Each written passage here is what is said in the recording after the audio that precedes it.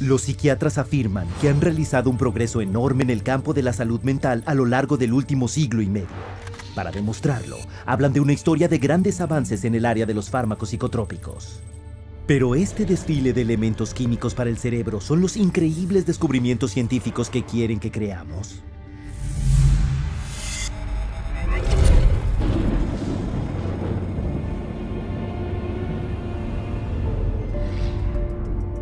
La psiquiatría institucional moderna ha dependido del suministro de fármacos psicotrópicos desde sus más tempranos inicios en los manicomios durante el siglo XIX. Durante ese periodo, los psiquiatras funcionaban casi exclusivamente como asistentes, prometiendo curar a quienes eran enfermos mentales graves. Pero como no podían, la medicina convencional no los consideraba verdaderos médicos. Other physicians considered psychiatrists as almost a doctor. Okay, because they weren't doing medical stuff. So to increase their status, they needed to become much more scientific. They need to prove that this is a legitimate scientific field. This is a legitimate medical profession. So they start medicalizing everything. Para controlar los arrebatos de comportamiento de los internos, los psiquiatras empleaban los primeros fármacos psicotrópicos como la morfina y el opio. Pero contrario a sus declaraciones, estos fármacos no curaban nada y demostraron ser altamente adictivos. Esto llevó a toda una generación de fármacodependientes, una solución mucho peor que el problema original. Pero los intentos de controlar el comportamiento reprensible continuaron, y para el inicio del siglo XX, las curas falsas para la enfermedad mental como la heroína podían verse difundidas a lo largo de Estados Unidos y de Europa. Incluso el psicólogo Sigmund Freud jugó un importante rol en la creación de la industria de la cocaína en el mundo occidental, escribiendo muchos artículos entusiastas que promocionaban su uso para la angustia espiritual y las dificultades de la conducta. Freud, as a psychoanalyst, he for a while was promoting cocaine as being a panacea for all kinds of problems. Freud escribió más tarde: The psychic effect of cocaine muriaticum consists of exhilaration and lasting euphoria, produced no compulsive desire to use the stimulant further. Lo que Freud no reveló era el conflicto de interés significativo que involucraba a las dos corporaciones gigantes farmacéuticas rivales, Merck y Parke Davis. Ambas le pagaban para promocionar sus respectivos fragmentos descritos sobre la cocaína. La campaña de marketing inicial de Sigmund Freud para los fármacos psicotrópicos contribuyó a crear una seria epidemia de cocaína a lo largo de toda Europa a finales del siglo XIX. Estaba claro que se tendría que encontrar otra píldora de la felicidad. No les llevó mucho tiempo. Los psiquiatras de la primera mitad del siglo XX recurrieron a continuación a las anfetaminas. Como sucedió anteriormente, la promoción exagerada disminuyó con la prueba inevitable de que los fármacos no solo eran inefectivos, sino altamente tóxicos y adictivos. Cada moda siguió la misma pauta. Primero el fármaco se aclamaba como un avance médico sensacional para los problemas mentales. Luego los informes en aumento sobre los graves efectos secundarios empezarían a llegar. Y tras años de ser desmentidos, cuando los psiquiatras y las empresas farmacéuticas ya no pudieran seguir negando los peligros del fármaco, lo abandonarían a favor de su siguiente fármaco milagroso. Aunque ninguna de sus terapias con fármacos han demostrado nunca curar nada, los psiquiatras continuaron su búsqueda de una panacea que suponían lo curaría todo. Y en 1954, su sueño, eso creyeron, se hizo realidad con la introducción del primer así llamado fármaco milagroso de la psiquiatría, el cloropromazine, más conocido como Thorazine. Diseñado y puesto a prueba originalmente como tinte sintético, luego como antiparasitario porcino, se descubrió accidentalmente que el Thorazine desconectaba los controles motrices humanos. Uno de los primeros artículos que promocionaban su uso psiquiátrico declaraba que la meta es producir un estado de retardación motriz, indiferencia emocional y somnolencia. Thorazine was considered the chemical lobotomy. Instead of cutting off the frontal lobes of the brain with an ice pick, you didn't have to do that kind of surgery. You could do it with a drug.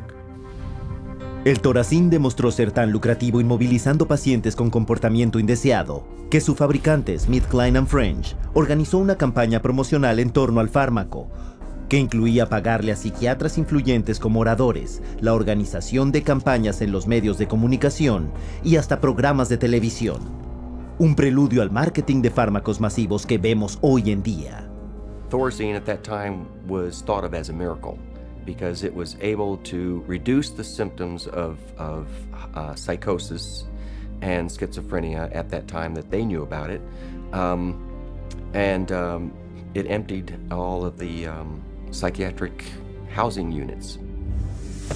La campaña tuvo un éxito tremendo. El ingreso de Smith, Kline & French ascendió vertiginosamente más del 500% en las 2 décadas sucesivas, con el Thorazine representando más de un tercio de los ingresos de la compañía en 1970. Al final, un estimado de 250 millones de personas en todo el mundo han tomado Thorazine y fármacos de este tipo. 23% más que la población entera de Estados Unidos. Las puertas se habían abierto de par en par. Smith, Kline & French y los psiquiatras en sus nóminas habían demostrado que por medio del marketing podía haber dinero a lo grande con los fármacos psicotrópicos. Pero no pasó mucho tiempo antes de que se revelara que el Thorazine tenía sus propios problemas. Thorazine chronically led to really serious problems such as tardive dyskinesia, which is a movement disorder that's very, very bothersome, and supposedly it's irreversible. The tongue darting, the muscle jerking, the eyes rolling back in the head. Most people were sometimes permanently damaged by it. So they were going to have to live their life with this neurological problem that was actually created by the pharmaceutical industry with their medication.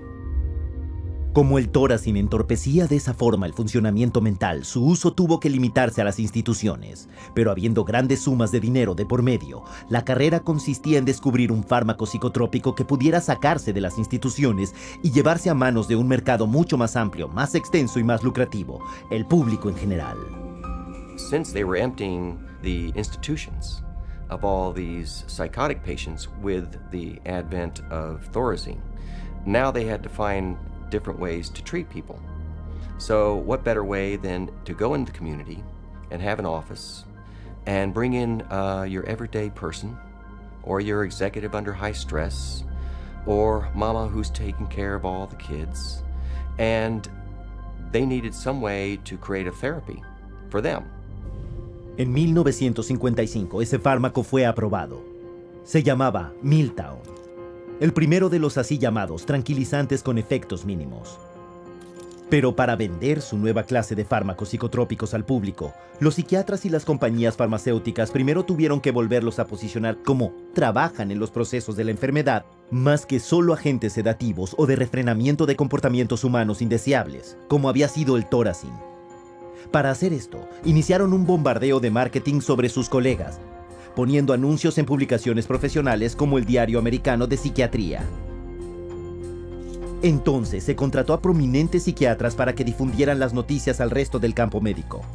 Pocos sabían que la industria farmacéutica le estaba pagando a Nathan Kline, uno de los psiquiatras más influyentes de su época, cuando proclamó que tranquilizantes como Miltown tenían una importancia equivalente a la introducción de la energía atómica, si es que no era mayor.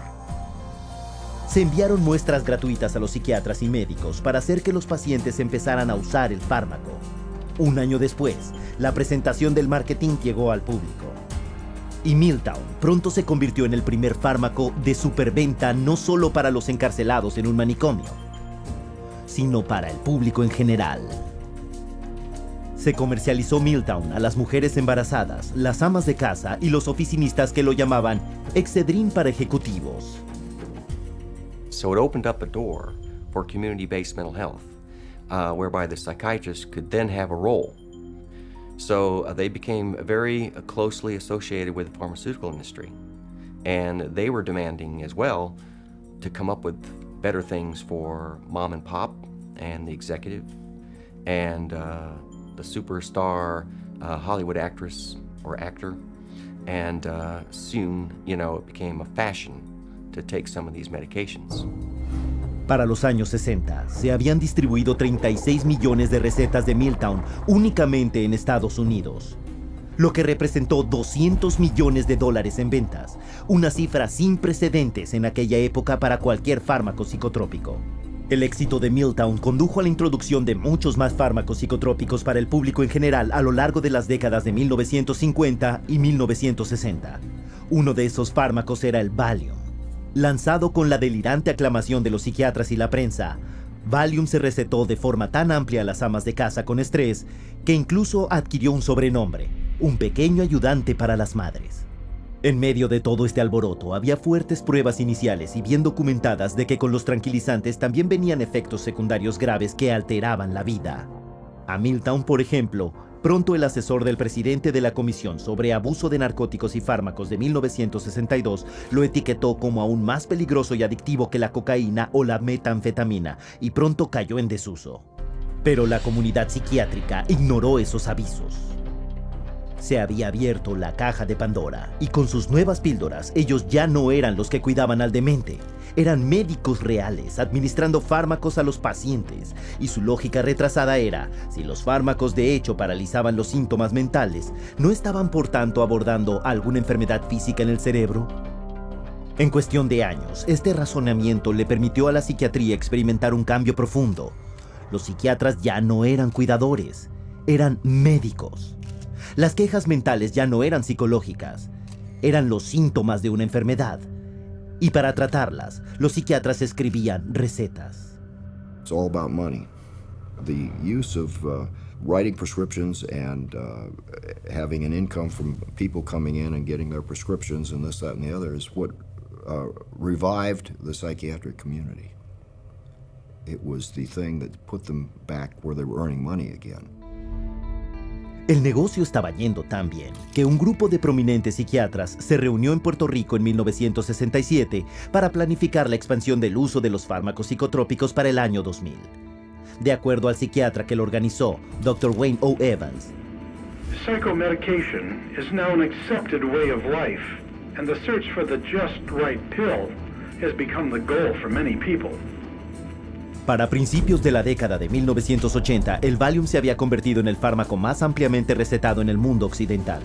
Tan solo en 1978 se habían vendido casi 2.300 millones de comprimidos, suficiente para medicar a la mitad de la población mundial. El negocio de la medicación psicotrópica había llegado a estar tan fuera de control que en una audiencia de 1979 sobre el uso y abuso de los benzodiazepanes, un senador de Estados Unidos comentó: The whole pitch appears to be to sell, market, sell and market. Pero cosas mayores todavía estaban por llegar. The next drug that became a rage was Prozac. And of course, Prozac was not for anxiety, but for depression.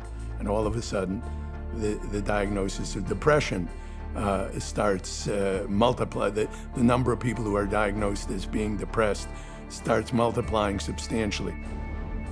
Prozac se lanzó con un bombo y platillo tremendo, con cuentos de recuperaciones milagrosas, mentes enfermizas curadas y vidas destrozadas restablecidas. Y todo sin casi ningún efecto secundario o adicción, o por lo menos eso afirmaba su fabricante. Se prosiguió rápidamente con muchos antidepresivos nuevos, promocionando también un alivio psicológico instantáneo con pocos inconvenientes. Y con esto, la corriente principal psiquiátrica abandonaba la psicoterapia en favor de la farmacología para siempre. En un golpe audaz y efectivo del marketing, al mundo se le había dicho que estos nuevos antidepresivos no eran solo para los deprimidos, sino que eran fármacos de un estilo de vida, para una sociedad de elección de humor. Pero casi inmediatamente surgieron pruebas que afirmaban que la seguridad y eficacia universales estaban muy lejos de la verdad. The adverse side effects of this class of drugs includes things like sexual dysfunction, agitation, facial involuntary movements of the face. Some of the psychiatrists in their books describe the tongue darting in and out of the mouth as an adverse side effect of SSRI drugs.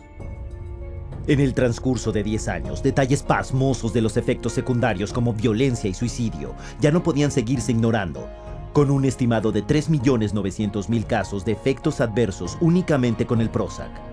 Se publicaron advertencias de cajas negras alertando al público de los riesgos significativos de violencia y suicidio, una vez más contra las fuertes protestas de las compañías farmacéuticas y la psiquiatría organizada. Pero cuando las patentes de los antidepresivos expiraron, como era previsible, los psiquiatras y los fabricantes de fármacos finalmente admitieron la verdad.